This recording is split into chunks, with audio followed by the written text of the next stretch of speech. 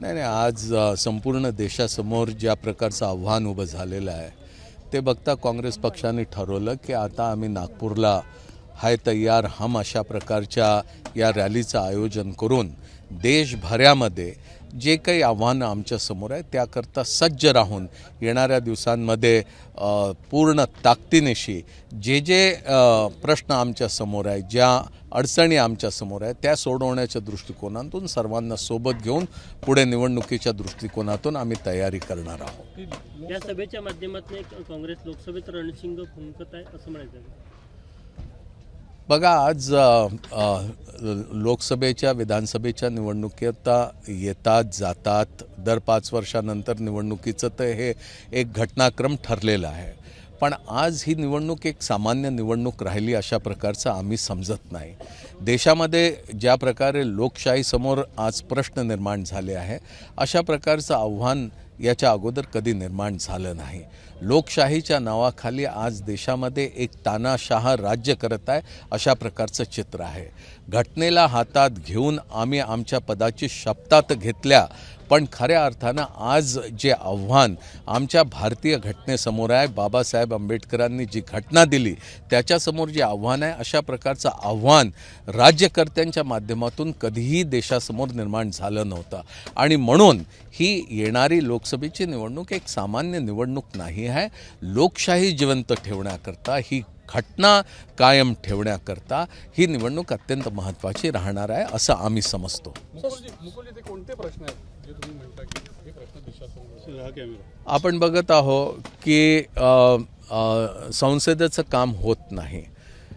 संसदेमध्ये कुठल्याही प्रकारची चर्चा कुठल्याही विधेयकावरती होत नाही। नुकत्याच पार पडलेल्या लोकसभा राज्यसभेच्या अधिवेशनानंतर आपल्याला दिसून आलं की जवळपास 150 खासदार यांना निलंबित करून काही तिथे नवीन कायदे बनवण्याचं काम या शासनानं केलं। हे याच वेळेस असं घडलं अशा प्रकारचं नाही, तर जेव्हापासून हे सरकार तिथे केंद्रामध्ये आलेलं आहे तेव्हापासून संसद ज्या पद्धतीने काम करायला पाहिजे तशा प्रकारचं अजिबात होत नाही। जी आमची न्यायव्यवस्था आहे त्या न्यायव्यवस्थेसमोरही मोठी आव्हानं आज निर्माण झालेली आहे। जे प्रश्न आमच्या गोरगरिबांचे आहे, सामान्य माणसाचे आहे, नोकऱ्यांच्या संदर्भात दिलेली आश्वासनं आहे ती आश्वासनं कुठेही काही पाळण्यात आलेली आहे अशा प्रकारचं काही दिसत नाही। देशामध्ये चांगल्या प्रकारचं वातावरण कसं निर्माण होईल अशा प्रकारचं काम करण्याच्या ऐवजी देशामध्ये द्वेष कसा निर्माण होईल हा प्रयत्न जे राज्यकर्ते आहेत त्यांच्या माध्यमातून होत राहिलेला आहे, सर्व चित्र आम्ही बघितलेलं आहे। अशा प्रकारची ही सर्व आव्हानात्मक परिस्थिती आज असल्यामुळे आम्ही समजतो की आमची जबाबदारी आहे, विशेष करून काँग्रेस पक्षाची, ज्या काँग्रेस पक्षाने स्वातंत्र्याच्या चळवळीमध्ये पुढाकार घेऊन काम केलं।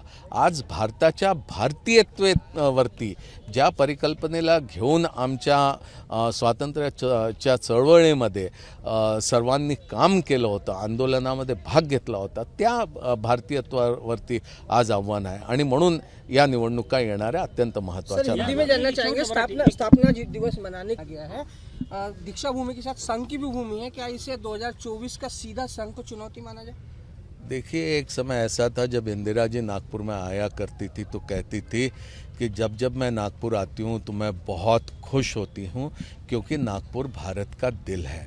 एक तरह से देखा जाए तो नागपुर सही मायने में भारत के मध्य में बसा हुआ एक बहुत महत्वपूर्ण शहर है। अगर ऐसा मैं कहूँगा तो वो अतिशयोक्ति नहीं होगा।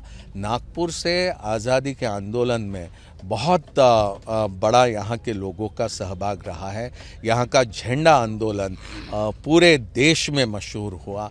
यहाँ पर हमने देखा कि कांग्रेस की जड़ें बहुत मजबूत रही। हो सकता है कि यहाँ पर कुछ ऐसे भी संगठन काम करते रहे होंगे जिनका सभी को साथ में लेकर चलने का दृष्टिकोण नहीं रहा होगा, लेकिन उसके बावजूद नागपुर के लोग ये कांग्रेस के साथ बहुत ताकत के साथ हमेशा खड़े रहे और नागपुर क्योंकि केंद्र में है इसका एक अपना अलग महत्व है। उसको देखते हुए ये कार्यक्रम का आयोजन यहाँ पर किया गया। एक प्रभावशाली जो है स्लोगन दिया गया, हम तैयार हैं, तो समाज के किन तबकों को लेकर कांग्रेस तैयारी की बात करती है? समाज के हर तबके को लेकर, हर हिस्से को लेकर, वो गरीब है, वो अमीर है, वो मध्यम वर्गीय है, वो इस जाति का है या उस जाति का है, इस तरह का भेदभाव कांग्रेस पार्टी ने कभी भी नहीं किया। आपको पता है कि पहले भी हम 77-80 के उस दौर को अगर याद करते हैं तो आपको ये भी याद होगा कि हम ही उस बात को लेकर आगे बढ़े थे कि न जात पर न पात पर कांग्रेस की बात पर मोहर लगेगी हाथ पर।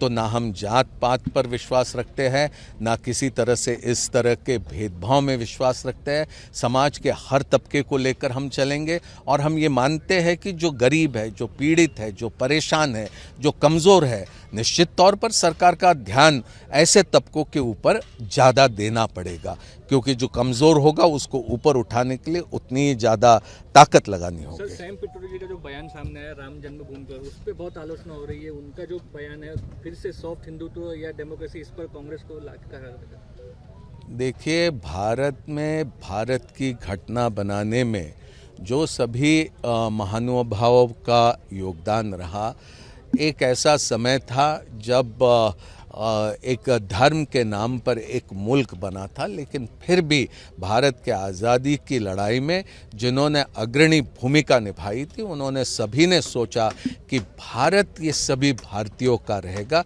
किसी एक जाति या धर्म का नहीं रहेगा। भारत के हर चीज़ पर हर एक व्यक्ति का उतना ही अधिकार रहेगा और इसीलिए पहले दिन से, जिस दिन से ये घटना लागू हुई, उस दिन से देश के सबसे अमीर व्यक्ति से लेकर सबसे गरीब व्यक्ति तक उसको सिर्फ एक वोट का अधिकार मिला और उसका वोट का बस वहीं पूरा एक ही वैल्यू रहा। एबीपी माझा, उघडा डोळे बघा नीट।